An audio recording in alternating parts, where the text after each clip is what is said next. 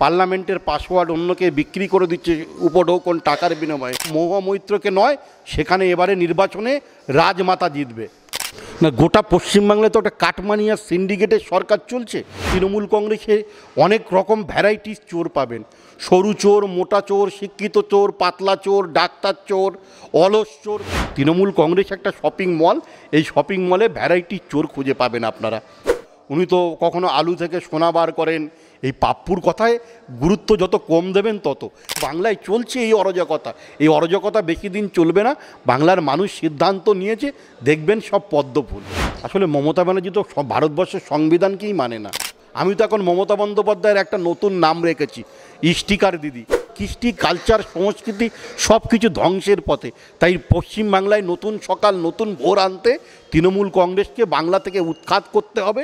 ইতিমধ্যে লোকসভা নির্বাচনের প্রচার শুরু হয়েছে এবং প্রচারে বেরিয়েছে কৃষ্ণনগরের তৃণমূল প্রার্থী মহুয়া মৈত্র।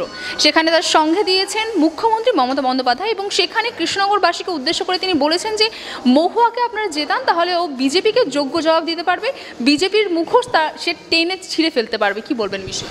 না, মহুয়া মৈত্রকে কেন কৃষ্ণনগরের মানুষ ভোট দেবে? যে সামান্য একটা উপঢৌকন টাকার বিনিময়ে হীরালাল নন্দের কাছে যে পাসওয়ার্ড বিক্রি করে দেয়, দেশের সার্বভৌমত্ব যার কাছে রক্ষা থাকে না, দেশের গোপনীয়তা যার কাছে রক্ষা থাকে না, পার্লামেন্টের পাসওয়ার্ড অন্যকে বিক্রি করে দিচ্ছে উপঢৌকন টাকার বিনিময়ে, সেই মহুয়া মৈত্রকে দেশদ্রোহী বলা যায়। সেই মহুয়া মৈত্রকে কেন কৃষ্ণনগরের মানুষ ভোট দেবে? আমি নিশ্চিত রূপে এই মুখ্যমন্ত্রীর কথার প্রতিবাদ জানাচ্ছি এবং কৃষ্ণনগরের শুভবুদ্ধি সম্পন্ন মানুষের কাছে অনুরোধ করব, যারা দেশের সার্বভৌমত্বকে, যারা দেশের সম্প্রীতিকে নষ্ট করতে চায়, তাদেরকে একদম ভোট দেবেন না। এই মহুয়া মৈত্র হচ্ছে পাসওয়ার্ড বিক্রি করা এমপি, যাকে পার্লামেন্ট কমিটি সাসপেন্ড করেছে। তাই মহুয়া মৈত্রকে নয়, সেখানে এবারে নির্বাচনে রাজমাতা জিতবে। গার্ডেন ব্রিজ থেকে বিরাটি, বিরাটি থেকে চেতলা, একের পর এক বেআইনিভাবে নির্মাণের ফলে যে বহুতল বিল্ডিংগুলো সেগুলো ভেঙে পড়ছে, তার ফলে প্রাণ যাচ্ছে সাধারণ মানুষের। এবং সেখানকার কাউন্সিলররা বলছে যে গার্ডেন ব্রিজের সঙ্গে এটাকে তুলনা করলে চলবে না, কিন্তু কোথাও কি পুরো বিষয়টা তো বেআইনি নির্মাণের উপর ভিত্তি করেই হয়েছে না। গোটা পশ্চিমবাংলায় তো একটা কাটমানিয়া সিন্ডিকেটের সরকার চলছে। তৃণমূল কংগ্রেসের এখন অবস্থান হচ্ছে, তৃণমূল কংগ্রেস দলটা এখন 7তলা শপিং মল। দেখবেন তৃণমূল কংগ্রেসে অনেক রকম ভ্যারাইটিস চোর পাবেন। সরু চোর, মোটা চোর, শিক্ষিত চোর, পাতলা চোর, ডাক্তার চোর, অলস চোর সব রকম খুঁজে পাবেন। যেমন অলস চোর মদন মিত্র, নারদায় টাকা নিচ্ছে সোফায় শুয়ে শুয়ে। আর একটু ভদ্র চোর কাকে দেখবেন? শিক্ষিত ভদ্রলোক অধ্যাপক সৌগত রায়, হাত পেতে টাকা নেওয়া, ঘুষ নেওয়ার পরে তিনি ধন্যবাদ জানাচ্ছেন। পাতলা চোর ফিরাদ হাকিম ববি, তিনি হাত পেতে টাকা নিচ্ছেন। শিক্ষিত ডাক্তার চোর হচ্ছে কাকুলি ঘোষ দস্তিদার। তৃণমূল কংগ্রেসে ভ্যারাইটিস চোর পাবেন। একটু নাদুস নুদুস যদি চোর খুঁজতে যান, তাহলে আপনাকে বীরভূমে যেতে হবে অনুব্রত মণ্ডল। আর একটু নাদুস নুদুস মোটা সোটা যদি চোর খুঁজতে হয়, তাহলে আপনাকে বেহালায় যেতে হবে, যার বান্ধবীর খাটের তলায় 150 কোটি টাকা পাওয়া যায়। তৃণমূল কংগ্রেস একটা শপিং মল, এই শপিং মলে ভ্যারাইটিস চোর খুঁজে পাবেন আপনারা। লোকসভা নির্বাচনের আগে কেন্দ্র সরকারের বিরুদ্ধে এক এক দল, এক এক পার্টি এক এক রকম মন্তব্য করে এবং তার মধ্যে রয়েছে কংগ্রেস নেতা রাহুল গান্ধী। তিনি বলেছেন যে ইভিএম, সোশ্যাল মিডিয়ার ওপর প্রেশার ক্রিয়েট না করে নাকি মোদিজি এবার বিজেপি যে দল, কেন্দ্র সরকার, তাই জিততে পারবে না লোকসভা ইলেকশন। না, এটা তো পাপ্পু বলি তো আমরা। উনি তো কখনো আলু থেকে সোনা বার করেন। এই পাপ্পুর কথায় গুরুত্ব যত কম দেবেন তত। দেশের মানুষ, দেশের 140 কোটি মানুষ সিদ্ধান্ত নিয়েছে, দেশকে যদি শক্তিশালী করতে হয়, দেশকে যদি আরও বলিষ্ঠ করতে হয়, হষ্টপুষ্ট করতে হয়, তাহলে দেশের একজন শক্তিশালী প্রধানমন্ত্রী দরকার। দেশের 140 কোটি মানুষের যে নিরাপত্তা দিতে পারবে, সেটা হচ্ছে সবকা সাথ, সবকা বিকাশ, সবকা প্রয়াস। আমাদের এটাই হচ্ছে মোদির গ্যারান্টি। আর সেই প্রধানমন্ত্রীর নাম হচ্ছে নরেন্দ্র মোদি।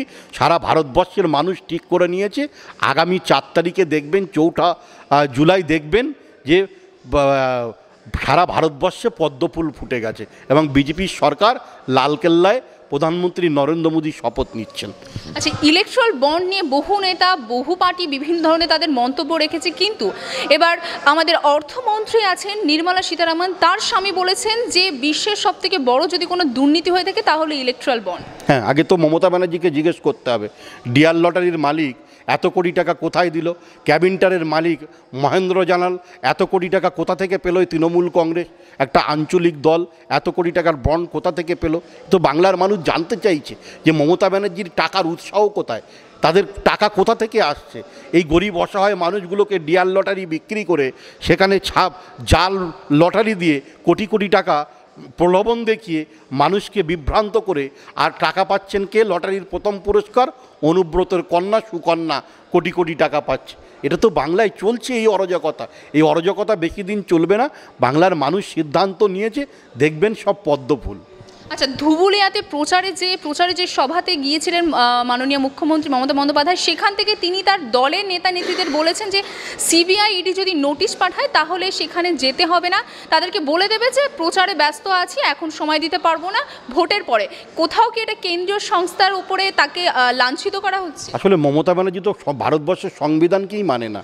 মমতা ব্যানার্জি শুধু একটাই সংবিধান চলে, যে পশ্চিমবাংলায় শাহজাহান শেখ, কখনো শিবু হাজরা, উত্তম সর্দারদের মতো সন্দেশখালীর মা বোনদেরকে রাত 12টার সময় পিঠে বানানোর জন্য আহ্বান করা হয় পার্টি অফিসে। এই সংবিধানই তো মমতা বন্দ্যোপাধ্যায় তৃণমূল কংগ্রেস ফলো করে। অতএব মমতা বন্দ্যোপাধ্যায়ের কথা যত কম বলবেন ততই ভালো। আমি তো এখন মমতা বন্দ্যোপাধ্যায়ের একটা নতুন নাম রেখেছি, স্টিকার দিদি। দেখবেন উন্নয়ন করছেন নরেন্দ্র মোদী, কেন্দ্রের 186টা প্রকল্প সারা ভারতবর্ষে চলছে, আর পশ্চিমবাংলায় নাম পরিবর্তন হয়ে মমতা ব্যানার্জি দেখবেন সর্বত্রই খিলখিল খিলখিল করে হাসছে। কখনো দেখবেন টয়লেটের গায়েও মমতা ব্যানার্জির ছবি লাগানো আছে, বলছেন এটা মমতা ব্যানার্জির অনুপ্রেরণায়। কখনো দেখবেন আপনি চিড়িয়াখানায় গিয়ে সিংহ শাবকের জন্ম নিচ্ছে, সেখানেও ফ্লেক্স লাগাচ্ছে, বলছে এটা মমতা ব্যানার্জির অনুপ্রেরণা। বাংলার কৃষ্টি, কালচার, সংস্কৃতি সব কিছু ধ্বংসের পথে।